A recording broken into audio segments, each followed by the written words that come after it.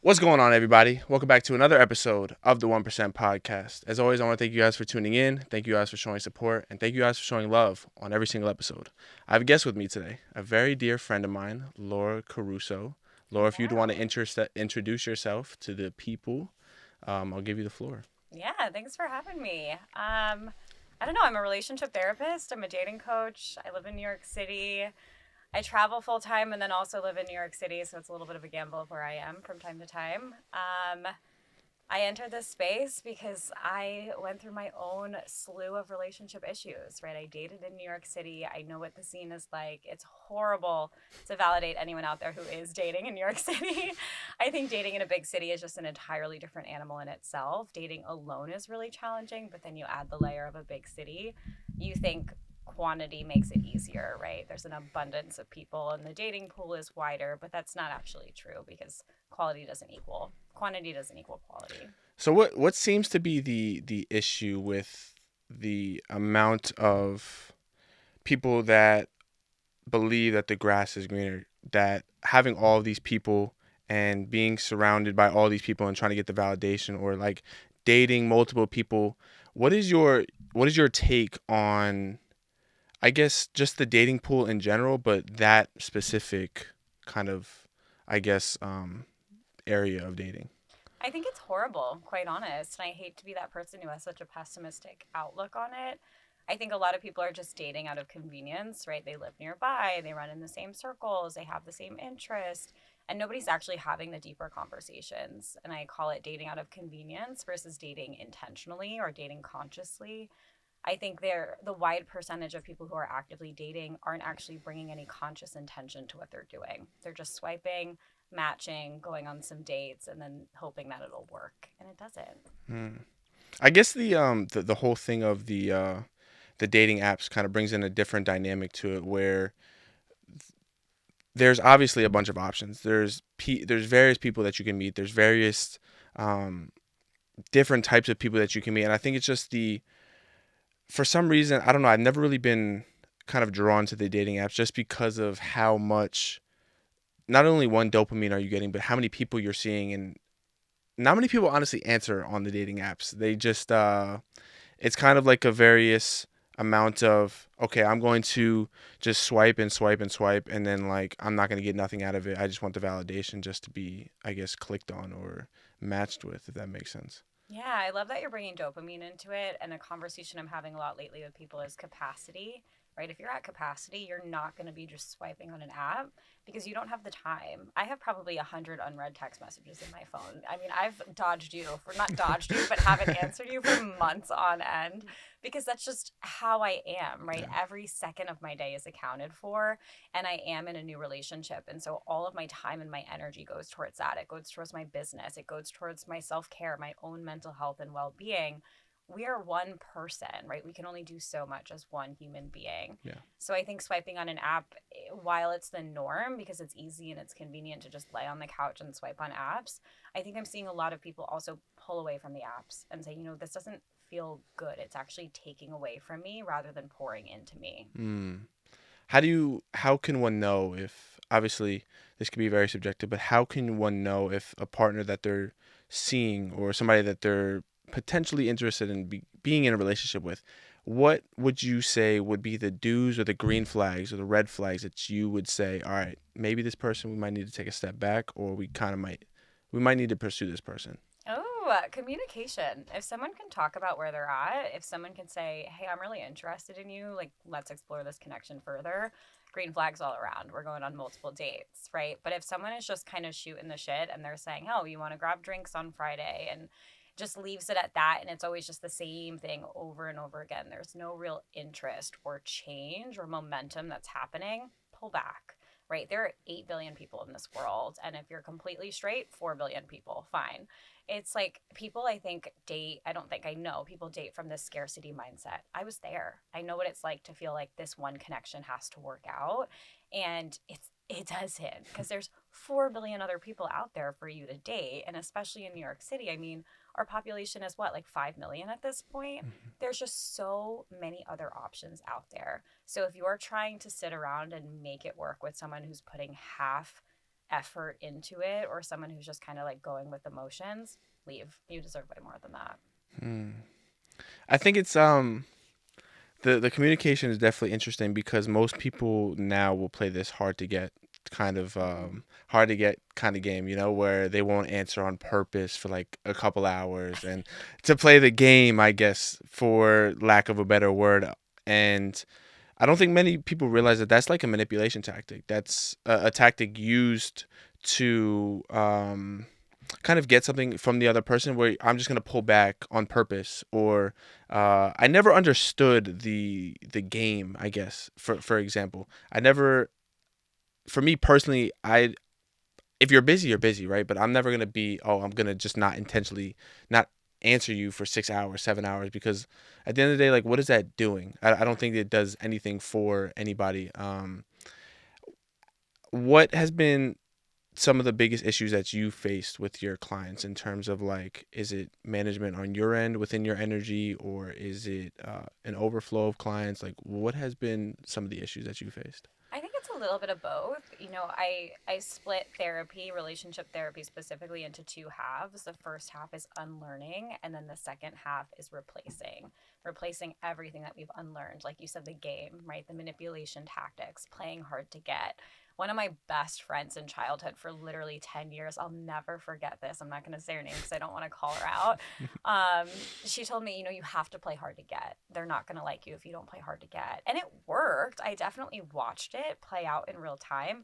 The boys were crazy about her, and I'll never forget this. They didn't really care about me. I also looked like a dweeb, so it's probably why they didn't care about me. But like, it works. Manipulation is so effective, for lack of better words, and that's why people keep leaning into that. But we need to unlearn all of those manipulation tactics. We need to unlearn all the rules that people gave us and we've internalized over the years. We need to unlearn things social media and pop culture teach us. 2000s rom-coms, while they were absolutely incredible to watch, they taught us horrible things about love and relationships.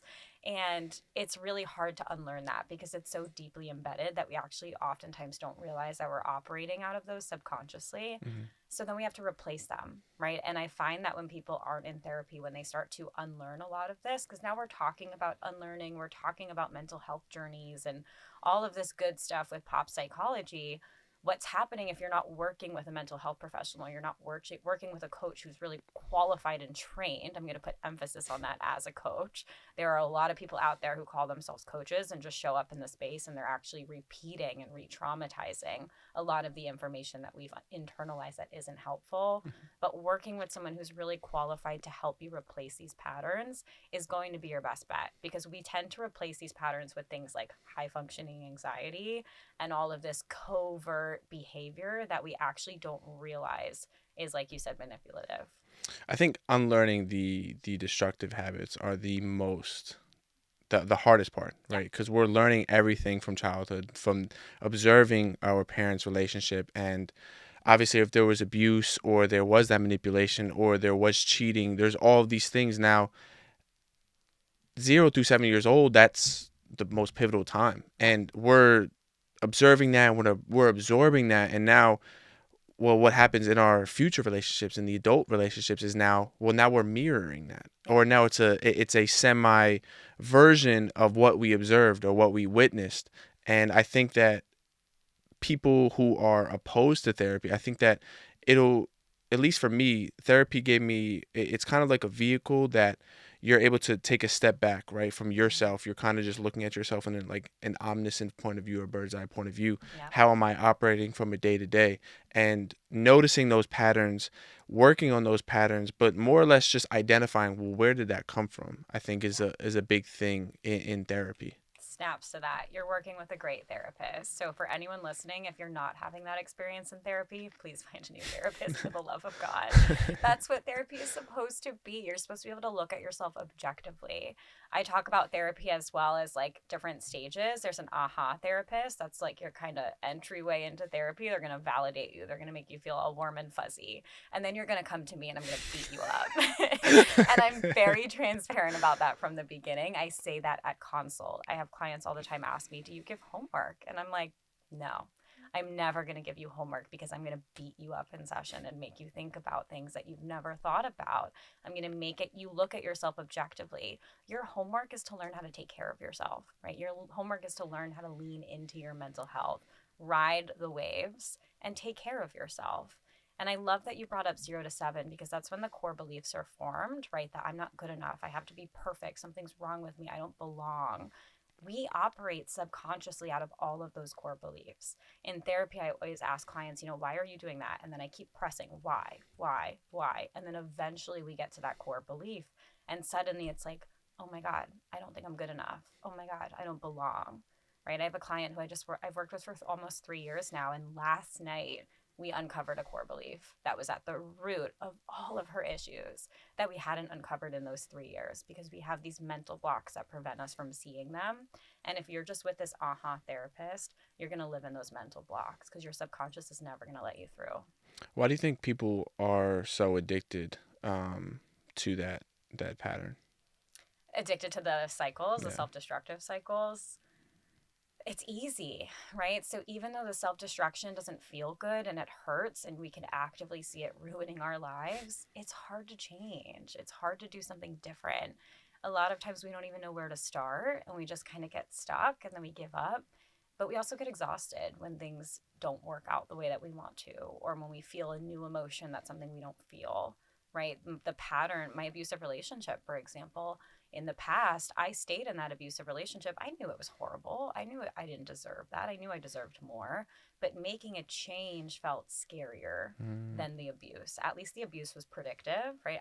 I knew what was going to happen. I knew if I said this, he was going to flip a shit. If I did this, he was going to flip a shit. And I knew what flipping a shit looked like. And I was really good at getting out of that.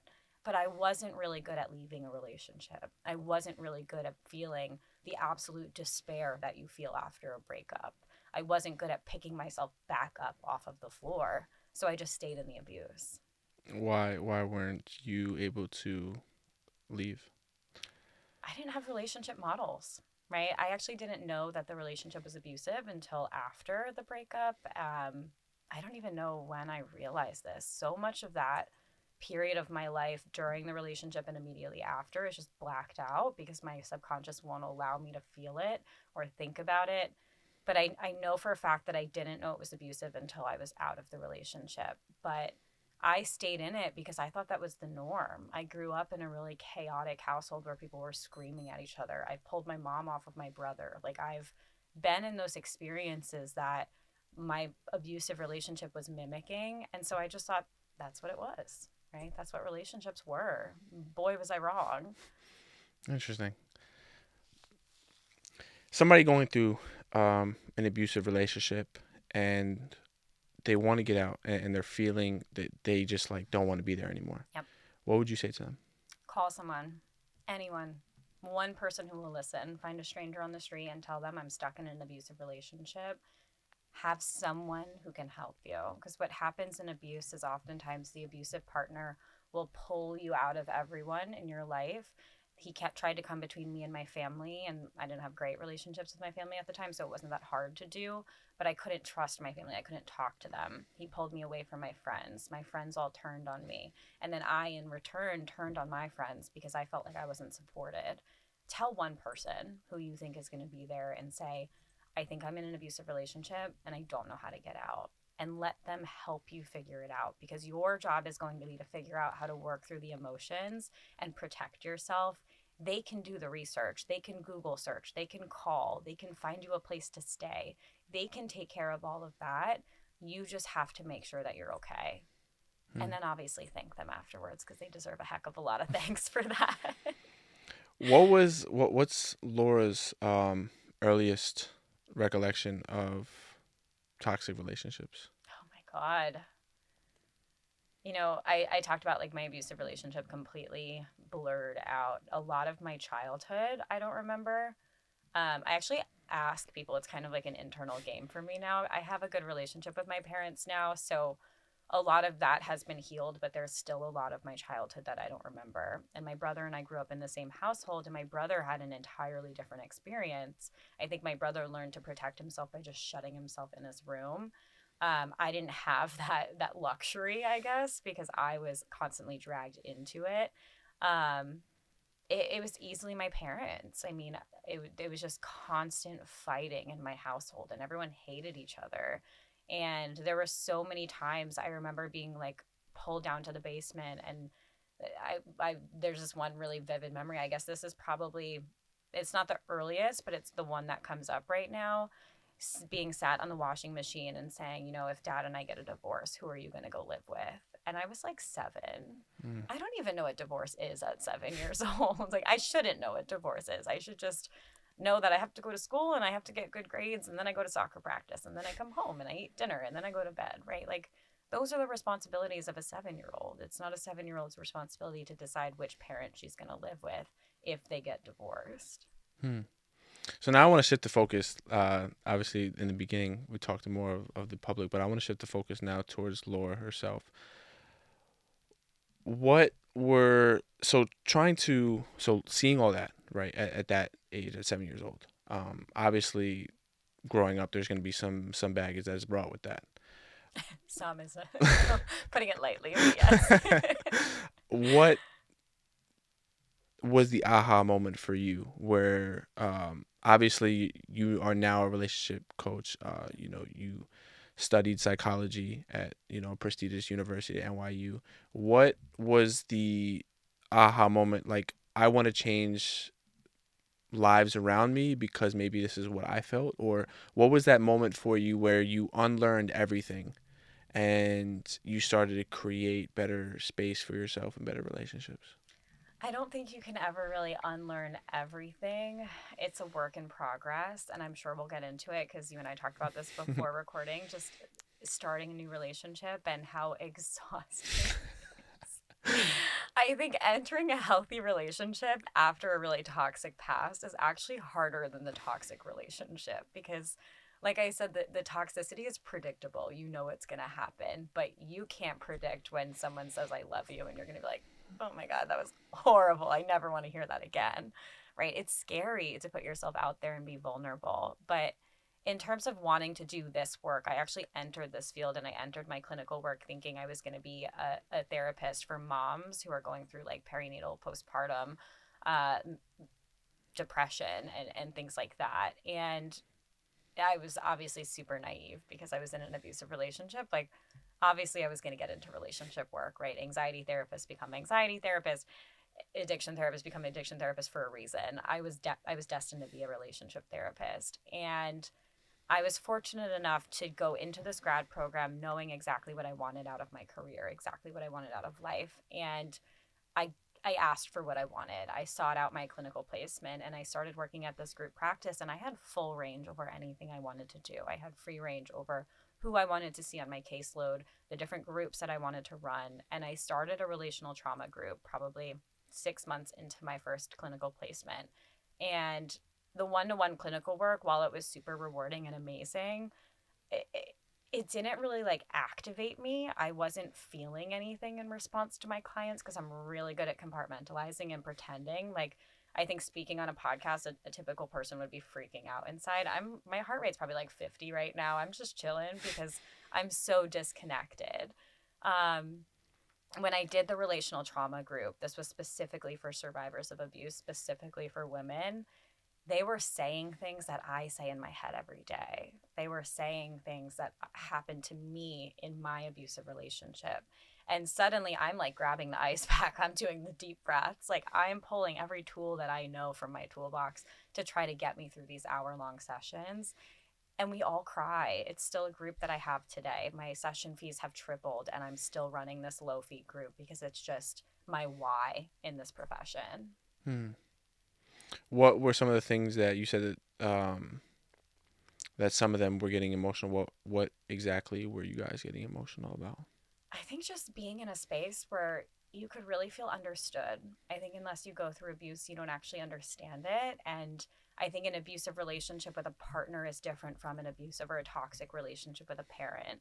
Having been through both, I think so many people have gone through toxic relationships with parents. And not to say that it's like not a big deal, because it's absolutely a big deal. But when you're in a partnership with someone who is supposed to be your ride or die, who is supposed to be your greatest support system, and they are dragging you into the ground and making you feel like you don't even deserve to be here, there's just nothing that can compare to that. So to have other people validate my experiences and vice versa, and I think to just sit in the same space and share that space and be fully understood without judgment. I mean, my abusive ex committed suicide months after the relationship ended.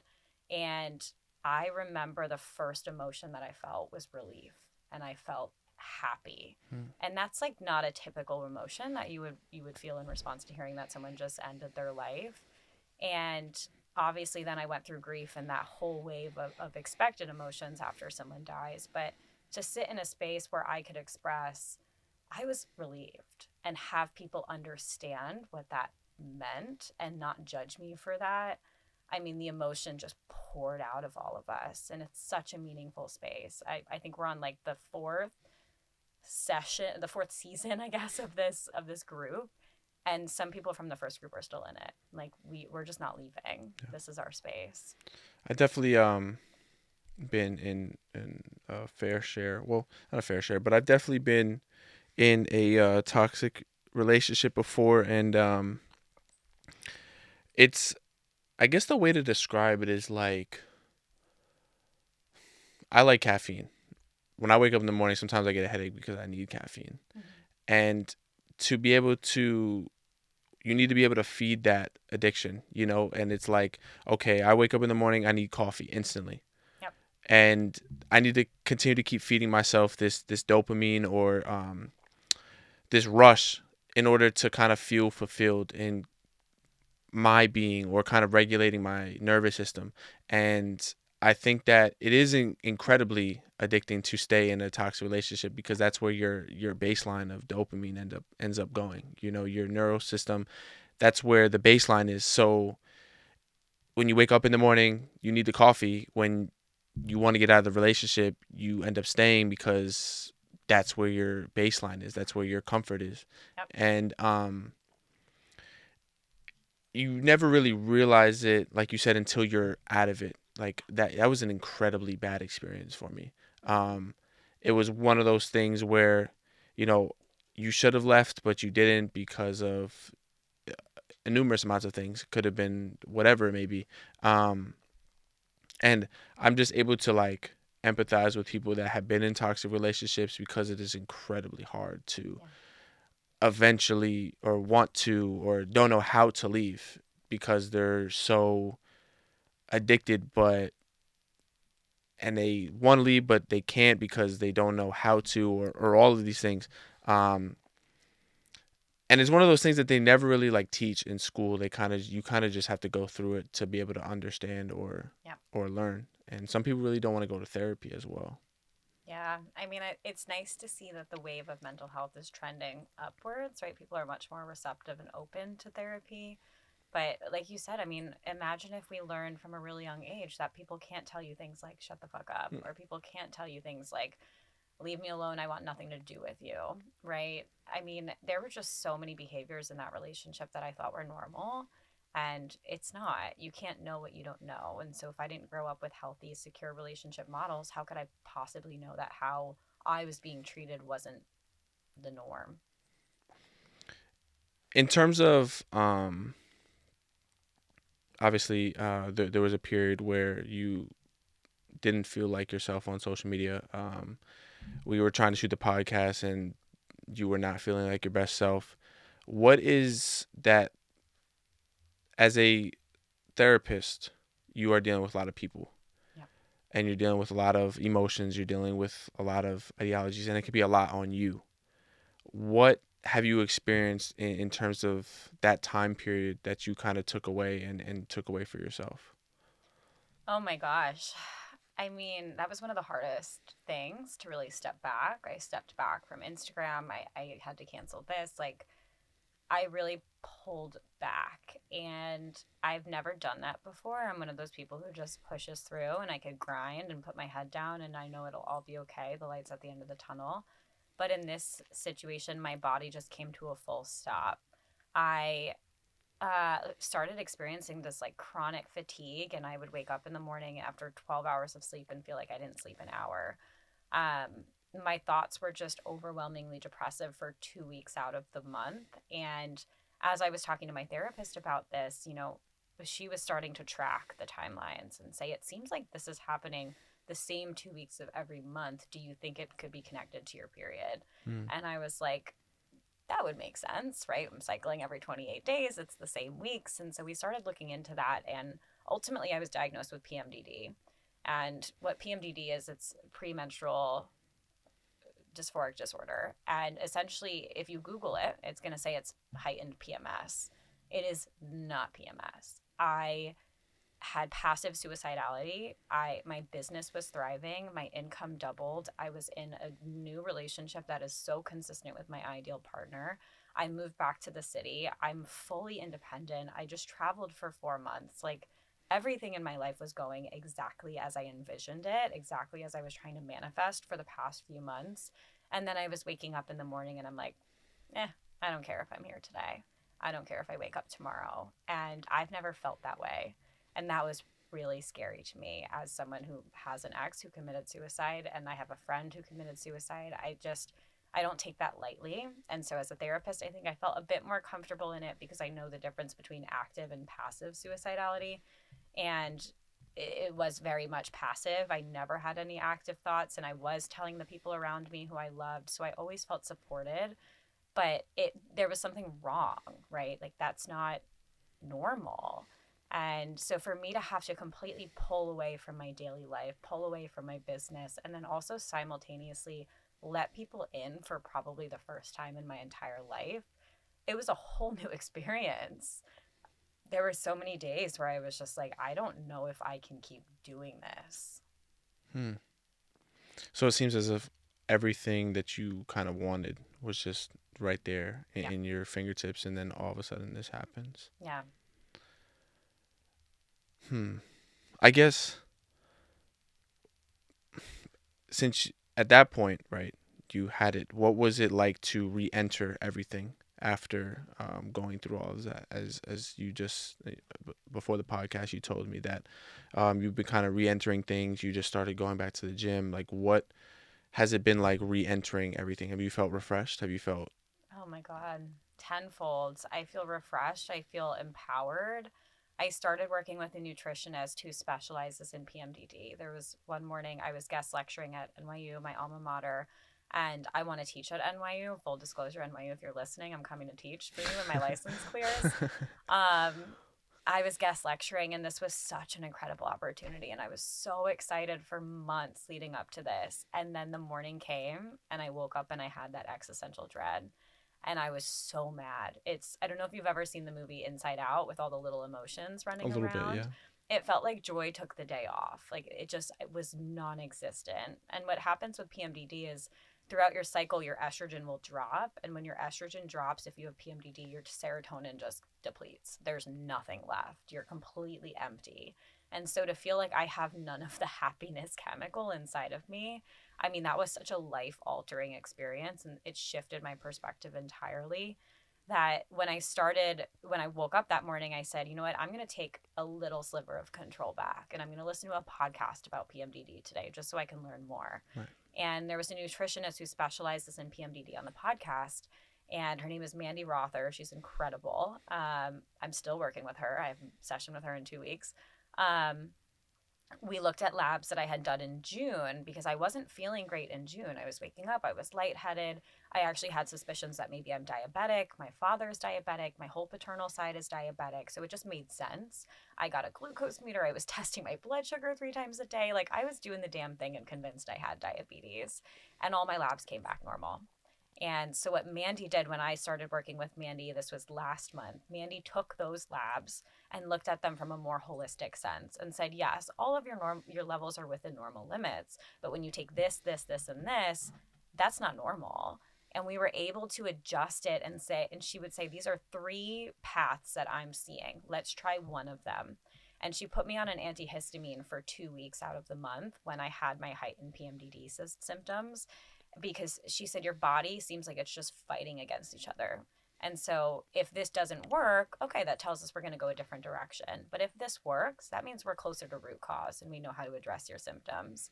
So when I started taking the antihistamine, I took it on a Thursday. I don't see clients on Fridays. I just do admin work. And then obviously it was the weekend.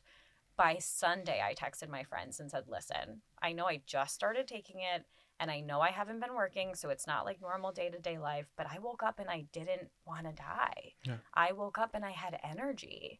And they were like, that's amazing. And then it just kept going. And so I had said in my session with Mandy, she said, by the next session, we're going to get your energy levels back and we're going to get you to a point where you feel like you can wake up in the morning. And I, shit you not, I said to her, Mandy, don't take this the wrong way, but I don't believe you. I have felt chronic exhaustion and chronic fatigue since I was like 15. And obviously it worsened in the past year and especially the past months. But I called my mom and I was like, Mom, this woman thinks she's going to solve my fatigue. And my mom's like, yeah, okay. I'm like, that's what I said. She's not going to do it.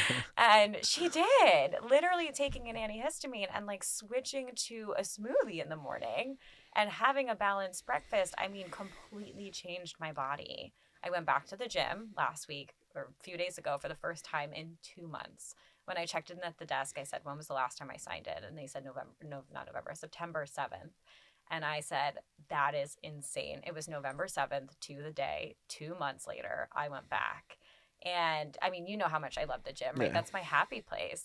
The gym is like literally my self-harm. I go to the gym after a long day and I just get all of the energy out. And I was going 3 to 4 times a week. And for me to just suddenly not even feel like that's an option, I just can't. I can't even go and walk on a treadmill because I'm just so exhausted. It was debilitating. So to have my life back, I mean, after this, I'm going out for drinks with friends. Like, I never could have done that a month ago. I would wake up, I would work, and then by the end of the day, I'm so exhausted, I have to force myself to take the dog out, and then I'm going to bed. And now I'm eating full meals. I have a bottomless pit of an appetite at this point because my body is healing itself again. Must feel really great. Obviously, Hell with yeah. being in the, being all the way to how you were feeling. So suicidal ideations to all of a sudden going to drinks after this. That's incredible. Wow, I'm glad to hear that everything is going great. You kind of said something you said balance. Yep. And with having a new relationship, with your business, with your mental health, with your health in general, how are you able to balance everything? Cross my fingers and hope it works. Routines, right? I thrive in routines. Everyone needs routines. We're creatures of habit for a reason. It's what helps us feel safe. And when the going gets tough, we turn to those routines. And so if you don't have solid routines established, you're not going to be able to show up for yourself. And yes, when things start to decline and your mental health starts to suffer and your physical health starts to suffer, or you run out of time, you're not going to be able to do your full routines to their fullest extent. You're going to have to cut back on some things, right? So the gym had to go for me. Going out with friends and doing things during the week had to go for me. Doing things more than once on a weekend had to go for me. I only had one plan every weekend. And, cutting back in ways that allow your body to rest is so, so important. I think one of my toxic traits, I have like very personal toxic traits that are like more towards myself. I think one of my toxic traits is that um, when I know I'm tired, Yeah. I just continue to keep going. Like I know burnout is right there, And and I'm going to test it. yeah. Let me just test to see Is how it full. really there? Is it? Am I burning out, or is my mind playing tricks with me? Yeah. I think that's for somebody. Obviously, social media plays a part in that, right? Yeah. Our own, I guess, requirements or our own standards kind of play a part in that. And for me, when I feel burnout, I'm just continue to keep pushing the table, until my body is exhausted and I end up getting sick. That's I don't know if anybody else goes through that, but that is 100% my toxic trait where I'll see burnout and I'll just like, it's like a wall, I'm just driving to it and I know that I'm tired and I know I probably shouldn't be doing it, but I end up continuously doing it. And I don't know why. Yeah. Maybe it's because of unrealistic boundaries that I don't have within myself, or don't have boundaries within myself to say, well, you're tired. It's 12 a.m. You might want to get some sleep because you're not going to be able to do half of the stuff that you want to do tomorrow because you're going to have lack of sleep. And I still struggle to this day with trying to set that boundary within myself. I believe that my most toxic traits are within myself. I don't believe, or obviously I can't say that, but I don't think that I have toxic traits within other people, but 100% I'm the most critical and toxic person towards myself. And I lack those boundaries. I lack that um, self love at times where I need to step back and give myself some love or give myself some compassion, and say to myself, well, you've done a lot of work today. Maybe you shouldn't take on this task because you probably won't be able to give it your best. Yeah. Um, and that's just something I really do struggle with. I'm not sure if that's what some of your clients struggle with, but that's something I definitely struggle with for sure. Yeah, when you think about putting the task down and going to bed, what comes up? I whenever I try to get away from it, I think there's this, my why for doing things is sometimes so strong that it's like, all right, well, I'll be able to deal with that. My health, I'll be able to push through. Like what? What's the why? Well, the why is to inspire as many people. The why is to be able to take care of my mom. Like, the why is to be able to give back to people. The why is to give back to my younger self. Like, the why keeps me going every day. And then there's some days where I don't feel like doing it. And I think it's because I pushed the envelope too much, and I've kind of neglected my boundaries to myself. I've neglected my self-love, my compassion towards self. Um, and I think there's just this unwilling desire to want to be able to have one of the best mental health podcasts and self-development podcasts. But I know that the rest is needed. And there's some times where some of my friends are like, you might, knock on wood, you might die early because of how much you work yourself. Oh, please knock on wood to that. Oh my God. So I think it's toxic to a very drastic extent, and like, I really want to stop that because I don't deserve that, but it's so hard for me to stop because I want to do such great things, and I don't know when to rest, or I don't know when to stop. I love to separate logic from emotion, right? I call it logical brain and emotional brain, right? Emotional brain's like, no, I have to do this. I have to have the best mental health podcast. I have to prove to mom that I'm doing it, Yeah. right? A logical brain is like, you're burning out, dude. What are you doing? Logical brain is sitting here saying, it takes one viral video to have the best mental health podcast out there. Of course, it's a lot of consistent work and consistency and showing up day in and day out. Absolutely. But to go viral and to really get yourself on those top charts, it takes one episode. Yeah. Right. And then consistency after that. Right. Burning yourself out is just going to deplete you. You're not going to be able to show up in the ways that you want to show up. Ironically, I tell other people to love themselves, but sometimes it's hard. It's a fucking trip, isn't it? It's so hard sometimes to give that love back to yourself. Do you ever feel like a fraud doing this work? Oh, absolutely. Yeah. I feel sometimes, honestly, I feel an imposter because there's some days where I preach the 1%, and there's some days where I barely make the 1%. Like, it's like what zero. Even is the 1%? 0.99%. On everything. What even is the 1%? What even is it? That's literally that's the best way I can describe it. Is that some days I feel like an imposter because there's some days where I grow, right? And maybe even more than 1% that day. And then there's some days where I barely make it to the 1%. Yeah. I barely am showing up for myself. I'm just making it to the gym. I'm barely getting through my classwork. I'm barely getting through the day. And the only thing that's keeping me afloat is having that inner dialogue with myself to, you're going to get through it. And I guess sometimes I'm just really like connected to my dark side. Yeah. On the outside, it looks like I'm not, but I noticed as of recent, and maybe this kind of triggers or not triggers, but kind of goes into trauma. I realized the other day that my body's like addicted to suffering. Oh yeah, snaps to that. My body's addicted to suffering, and I'm at a point right now where I feel good about my life. Um, I'm fulfilled in the romantic part of my life. I'm fulfilled in what I'm doing here.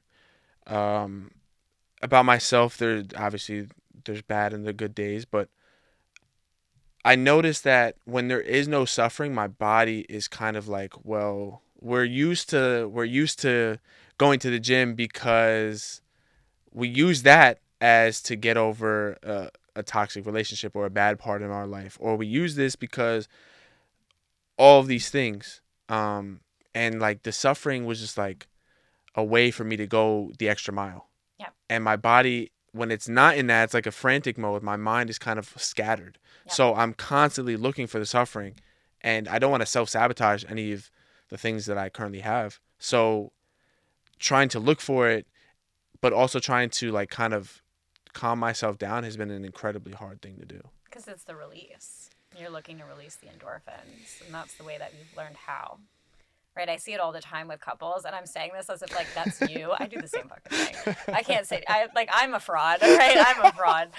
I see this with couples all the time. Couples that come in and they have this dynamic where it's like push and pull, and they just scream at each other because that's the release that they're getting. Right? You're going to the gym and you're pushing yourself and you're beating yourself up at the gym because you're releasing. You're turning back to the suffering because you're like, well, I have to feel this emotion because I have to release this emotion, right? When your life is all warm and fuzzy and amazing, it's like, that sucks. That doesn't feel good. It feels good in the moment, but then you're like, but what about the suffering? The suffering. What about the release? Right? And it's all the stories that people tell you. My parents used to call me Laura Light and Dark. And I'm like, how fucked up is that you would call me Laura Light and Dark and you wouldn't like put me in therapy? Like, there was obviously something wrong for me to be described as Laura Light and Dark. And I mean, even to this day, I told my dad's diagnosed bipolar, and I told my dad I have PMDD, and he was like, no, I still think you're bipolar. I'm like, what the fuck? Right? It's the narratives that people give us, Right. and we subscribe to them internally, and we don't realize that. And so our behavior then operates subconsciously out of these narratives, and it's so hard to let go of them because we're like, well, if I let go of this, who am I? Right? And then that's terrifying to not know who you are. I think, man, that hits home because, um, in my last relationship after I got out, I had absolutely no self-esteem. Yep. Like my self-confidence was nowhere to be found. Yep. And when you get out of that, it's like you're a larva like trying to grow into a butterfly. So it's like you're freshly out, you feel incredibly naked, incredibly vulnerable. Mm-hmm. And literally wet and slimy. Literally. Literally. That's exactly how I felt. It's to the point where anything that comes into your life at that point could be like the Lord and Savior. You know what I mean? You're such at a low. Out of a breakup, a toxic relationship, you are such in a low state. Yep. And building yourself up, adding to it, or, just building your confidence, going to the gym, doing all these practices, journaling, meditating, all these things. And then once you get to that peak level, you're starting to see kind of everything differently. Like you're seeing people differently. Oh, this person doesn't work for me anymore. This person used to work for me, but they don't. And if this person doesn't communicate or they're not emotionally available, then they're already out. Yep. And I think one of the things that I've noticed within myself, and I would love to hear what you've noticed growing out of that, is I cannot date an emotionally unavailable person. I cannot date I'm out the door. an avoidant person. Nope. Goodbye. If you're not emotionally secure or available, Yes. then we won't even. Yeah. We won't. You can look the greatest in the world. You can be Kim Kardashian, whatever it is. Don't care. We're not. You think that's who looks the greatest? Well, Sorry, I'm just saying. Sorry, I'm just saying. It doesn't matter how good you look. That is 100% a no-go for me. Yeah, no. I honestly, I'd rather take an anxious person over an avoidant because at least that gives me something to work with. Right, right. My most recent ex, not the abusive ex, he was very avoidant and it did not work. I also became a therapist during that relationship, right? So I had already come out. My abusive relationship was 6 years ago at this point. I ended that and I felt like that wet, slimy, like larva that you said. That's literally what I was. I moved out of the fucking country. I went to Italy. Like, I got a job in Europe. Like, I left the fucking country because I had no idea who I was. And so going to another country and having all of these experiences gave me my identity. Suddenly I was the girl who travels. And this was like before solo travel. Solo travel was a thing, but it wasn't as common. So for me to just tell my parents, I'm moving to Italy, they're like, the fuck you aren't? Like, what do you mean you're moving to Italy? And obviously I'm a stubborn Italian woman. I did it anyways, right? I went to Italy. And like my friends and everyone I went to college with, I had just graduated college, they all thought I was so cool. And I was running on this pseudo identity, right? I was the cool girl who moved to Italy and traveled all the time.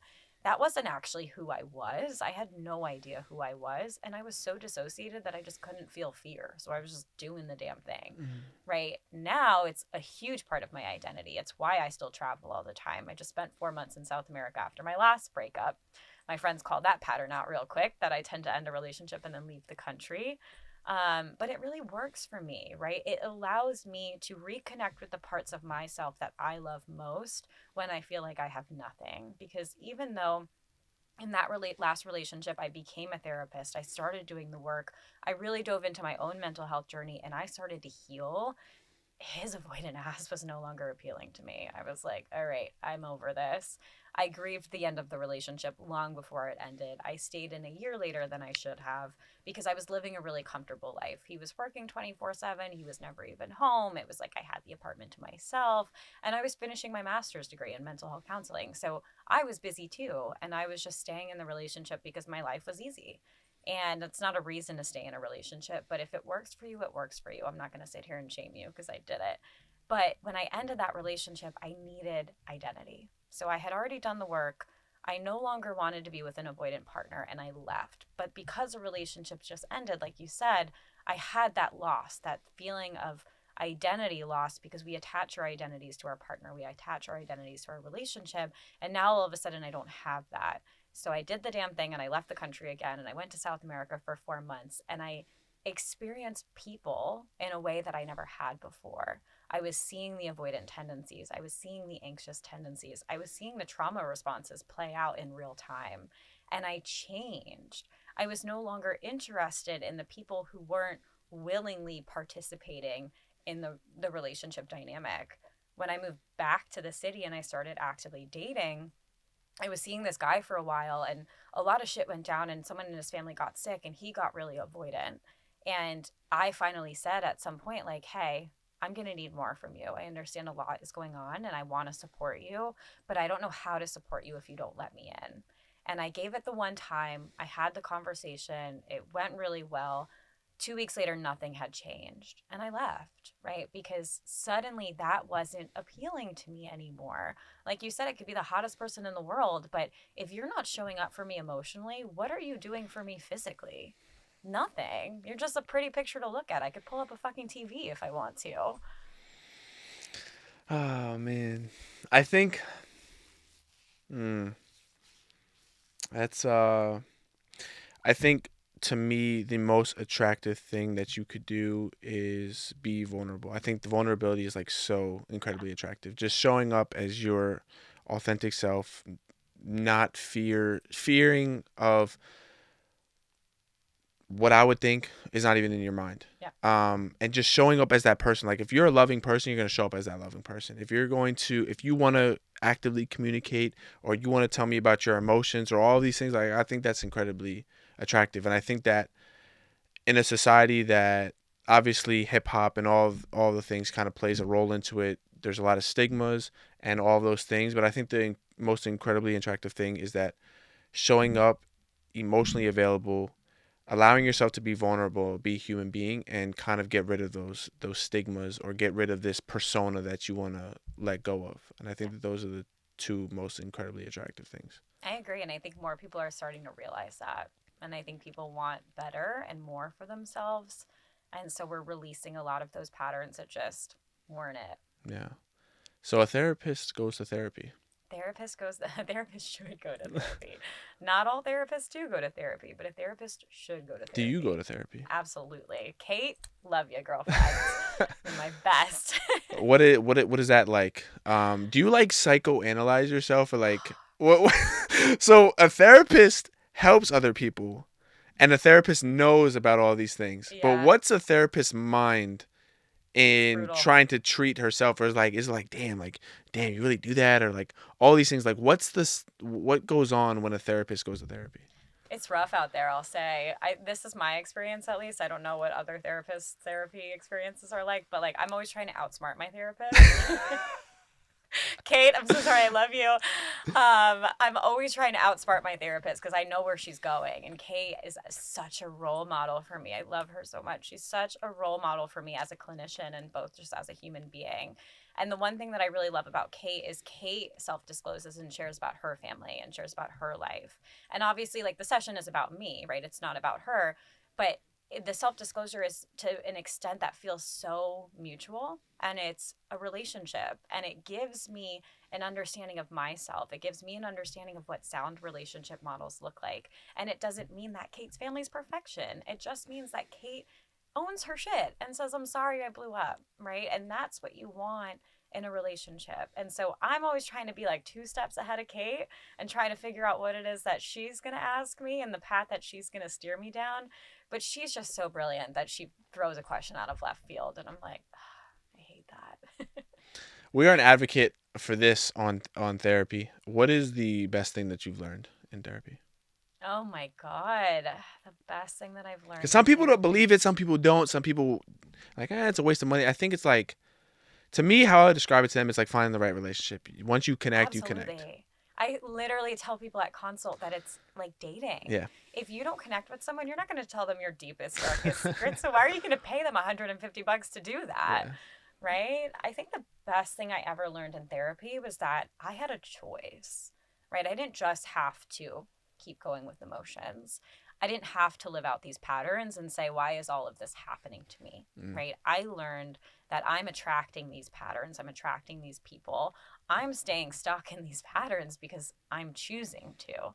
I can do something different. And if I don't know what to do, I have a therapist who can help me figure that out. If I don't know how to do it, I have a therapist who can help me figure that out, right? You have a soundboard to bounce things off of and to also call you out sometimes when you're just on your bullshit. yeah.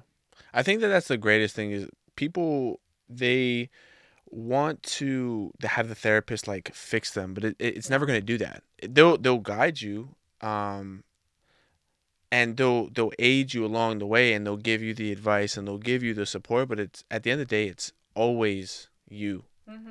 They'll tell you these things. They'll give you different perspectives, but therapy is a vehicle for you to become more self-aware. Oh, why do I do this? Okay, we talked about this in therapy. Oh, I like toxic relationships because I saw that when I was younger. Yeah. Or I'm self-destructive because when I was younger, my parents told me that I wouldn't be anything. Mm-hmm. So that gave me the belief that, you know what, I'm not going to be anything, so I'm just going Not to even going to self-destruct. try. Exactly. So I think a lot of people with the disconnection within therapy is that they believe that they're going to be fixed. But I think also why some people are afraid of therapy is because they know that they're going to learn about themselves in a deeply dark way, It's and that terrifying. scares the shit out of them. It's absolutely terrifying. It As scares a the therapist in therapy, it's fucking horrifying. It's could so scary. Like, I'll validate that 1,000%. It's yeah, horrible, but it's necessary, yeah. right? It's necessary. There's just something, I don't know, there's just something about it that they avoid the work, but you can never avoid the self inner work. You have to go through it in order to get through it, in order to conquer through it, or to see a different side of yourself, or create a different life for yourself and manifest all the things that you want and Yeah. attract all the things that you want. You can absolutely avoid the inner work, but you're not going to get what you want out of life. You're not going to get the relationships that you want. You're not going to get the job that you want. You're going to live at whatever baseline you're living at now, and everyone around you who does do the work is going to pull away. So there you had this toxic relationship. You are now in a new relationship. Yeah. What is the feeling of all that? Because obviously going from toxic to healthy, the nervous system is probably going crazy at times. Oh, 100% of the time. I would say my primary emotions in this relationship, aside from like the joy and the overwhelming amazingness of it, right, is like fear and discomfort. Those are the two emotions that I sit with most. And he is such an emotionally and healthy and secure human being. I mean, I haven't met his family yet, but I can't wait to, because the stories that I've met his brother and his brother's fiance, but the stories I've heard of just their childhood and their parents, I mean, I can't relate. And we have open and honest conversations about the fact that when I do meet your parents, I need to just like go out to dinner and then we need to go do our own thing because I need to debrief. I need to decompress. I need to pull out of this really healthy and secure dynamic and like return to self and collect myself because it's so threatening. I've never felt so exposed in my entire life, but I've also never felt so cared for and supported at the exact same time. Hmm. Do you think that going from a toxic relationship to a secure one can do you think that it might not have that effect where No way. you don't think so? No way. It's impossible to not feel scared, I think. Oh, well, scared, yes, but do you is it possible to go into it and feel like comfort, but like in a different setting? Obviously, within going into a secure relationship, you might feel a little discomfort. Yeah. Um, but is there any possible way that you could feel comfort in that? I absolutely feel comfort every Okay. day. I mean, I texted him on my way here and I'm like, I hate Gowanus. It smells like trash and it's scary when it's dark out. And he texted me and was like, do you want me to come walk you? And that was just the sweetest, most comfortable and caring thing. And to think that I was in relationships where that didn't happen, and to think that now I'm in such a safe and secure relationship where I can express how I'm feeling, I can express my fears, I can express anxiety and discomfort, and talk about the fact that I am uncomfortable with a lot of the healthy, safe things that are happening is just so eye opening. And it's Mm. refreshing, honestly. So it does make me feel really comfortable all at the same time. I guess it's the process of like getting comfortable with the discomfort, Mhm. right? That discomfort starts to fade. And it was really glaring when we first met after that honeymoon stage ended. And I actually processed through this with my therapist a lot. I wanted to just jump into not necessarily a relationship, but I wanted to jump past the honeymoon stage. And we talked about why my nervous system might want that because I was saying, like, Kate, I feel like he's just so on cloud nine and he's so happy and I'm so settled in. And she was like, do you think your nervous system is doing that because that feels safer than to feel all of this joy, to feel all of the big crush and like the flirtation and all of those exciting things that happen at the start of a new relationship? And that I think completely changed my perspective because I'm like, holy smokes, you're right. I do just want to settle in because that feels more comfortable because I was in a 3 year relation, almost 3 year relationship before that. So I know what it's like to settle into a relationship. I don't know what it's like to be at the start of a really healthy and secure relationship. That's scary. Yeah. I think it's I guess the way that I would interpret it, the way that you know that you're ready to start a relationship is if you're okay with being hurt again. Absolutely. If you're Yeah. okay with having this thing completely go south, Yep. or giving yourself that chance to open yourself up and have the possibility of getting hurt or have the possibility of getting let down or all of these things. And I think when people are kind of looking at it from a different perspective, like, oh, I'm not really ready to get hurt or all these things, I think that those are the some of the questions that they might need to ask themselves in terms of trying to get into a relationship is, are you okay with being hurt? And if it doesn't pan out, are you okay with those results as well? I think people are so stuck on finding the one, Mm. right? And there's no such thing as the one. There's the ideal partner, but your ideal partner might change in 10 years from now. Your life might change, and suddenly those qualities of your original ideal partner don't resonate anymore. So I think if you're not comfortable with getting hurt or you're not comfortable with a relationship ending, ask yourself why, right? Is it because I don't feel I have a support system? Is it because I don't feel I have anything outside of that relationship, right? We tend to throw ourselves in relationships because we want that to be our identity. We want that to be the focus of our life. If you're not pouring into other areas of your life, of course you don't want it to end. You have nothing else. Yeah. What would you say to somebody that this is one of the clips I was asked that went viral on my TikTok was, how do you get over a breakup? And I kind of want to relay that question to you. How do you get over a breakup, and how do you know when to start a relationship? Ooh, how do you get over a breakup? You sit in the feels, right? You throw yourself on the floor and you eat bread for 3 days when you feel like you can't do anything else, right? You literally just go into survival mode. And then after that, you start a new hobby. You distract, right? Spend your 30 minutes to an hour, journal, feel all the feels, watch the sad movies if you need to trigger some emotion to come up, release it, journal about it, talk to yourself about it, talk to a friend about it, a therapist about it. Just talk about it, explore it a bit, process it, and then put it away. You don't need to sit in the feels for 24 hours. That's not actually doing anything. It's just keeping you stuck in it. So start a new hobby, go to a new country, travel, right? I like to travel because it gives me something to do.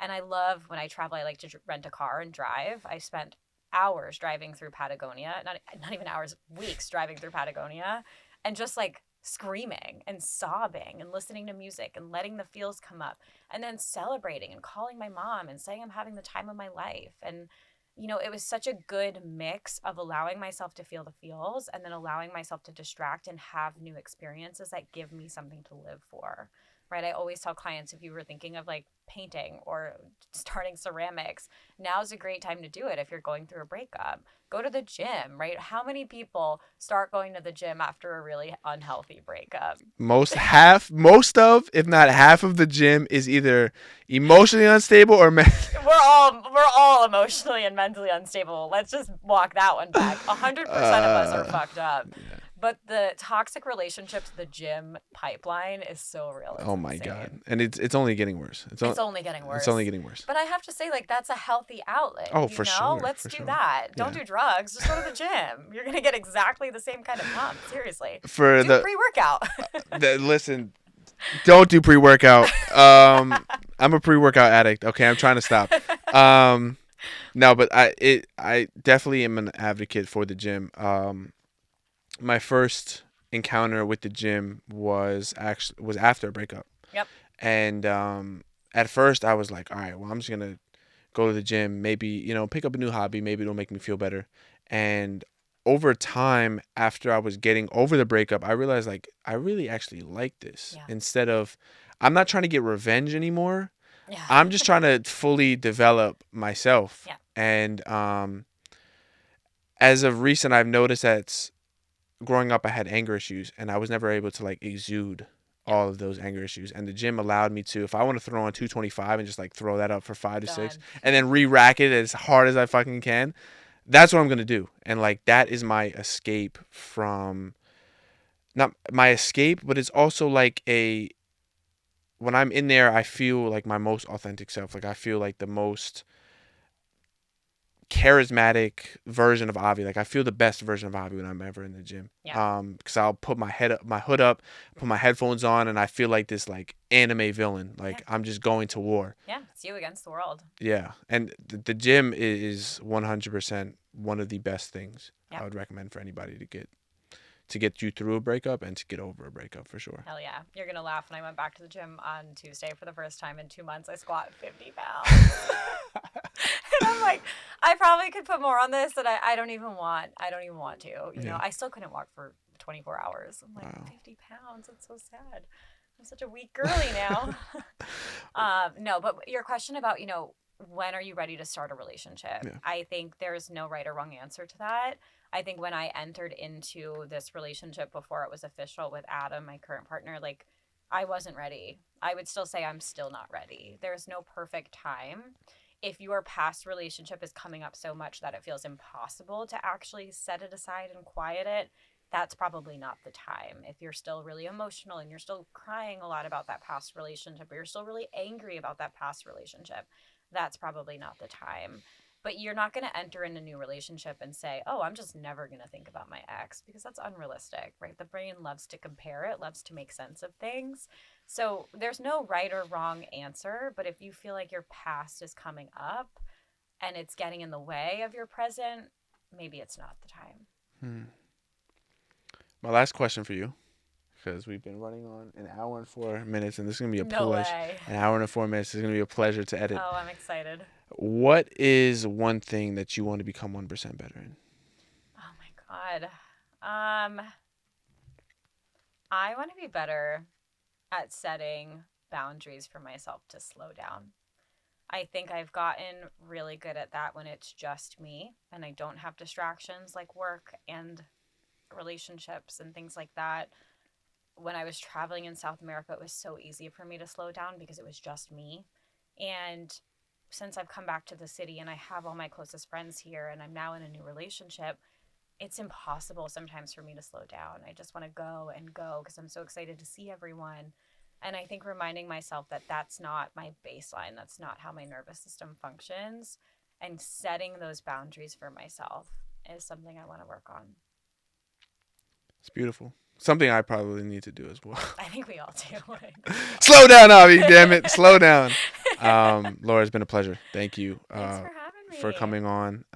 Definitely want to be able to run a part 2 in the future. Oh, absolutely. Where can the people find you on social media? My Instagram is at lauracaruso.therapy. I have a dating and relationship column called Emotionally Available. It's emotionallyavailable.with.laura.com. Everything's linked in my Instagram bio, so that's pretty much home base. But if you have dating relationship questions, you can find me there. Go to therapy. Yeah, please, for the love of God and our future generations, go to therapy. Thank you guys for tuning in. Thank you guys for showing support. This is the 1% Podcast. I'm out.